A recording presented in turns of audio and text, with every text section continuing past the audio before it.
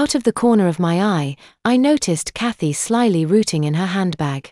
I looked and she smiled as she removed a camera. I looked at Timothy, who's cautiously removing the wrapping paper from his new train set.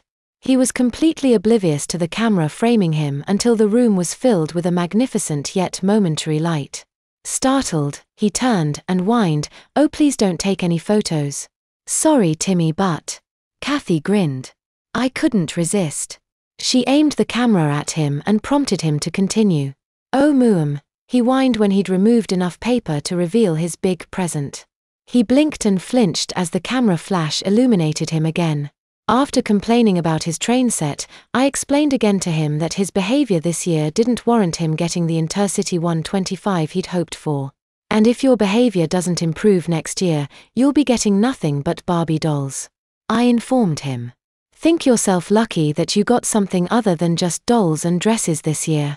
Because that's all you deserve." He huffed and puffed and stuck his lip out. He didn't open the box on his lap. Instead, he just stared fearfully at the picture on the front.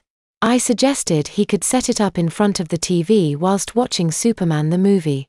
"Can I just watch the film?" I meekly asked. "Of course," I said.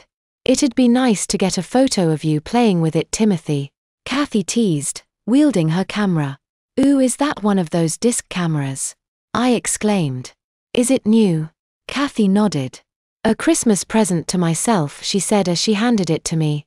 "Timothy begged me not to take another photograph of him." "Well, if you don't want to set up your train set, can I at least take one of you holding Florence?" I grinned. "Please don't, Mum," he whined. Safe to say, I didn't insist on taking a photo of him with Florence on his knee, but I did insist on him keeping Florence on his lap whilst we watched the Queen's Christmas Message and the following movie. For a while, I suspect, he was so completely engrossed in the movie that he appeared to be totally at ease with his dress and his doll. As the end credits rolled, we turned over to watch the end of Meet Me in St. Louis.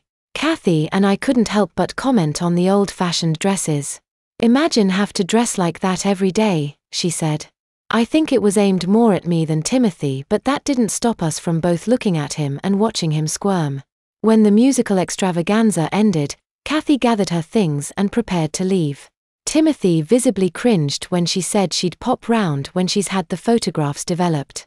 No sooner had she left, Timothy asked if he could take his dress off. "It's a bit early to be getting ready for bed," I said. Given the choice between wearing his blue dress or his pink nightie, he opted to remain in his dress. "Why don't you set your train set up?" I suggested.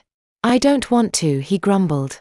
I pestered him into doing it anyway and thoroughly enjoyed watching the troublesome 12-year-old boy quietly assembling a train set designed for a 6-year-old girl. "Play Your Cards Right" began and I picked up the TV and radio times. "Oh, Cinderella's on the other side. Would you like to watch that instead?" I asked. "No," I grumbled. "Can I stay up and watch the Pink Panther?" he asked. "Please," he added. I replied, looking down the listings. "It finishes at 11 o'clock.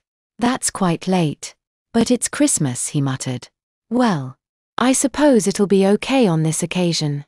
But I want you ready for bed before it starts," I said. "Okay?" I asked.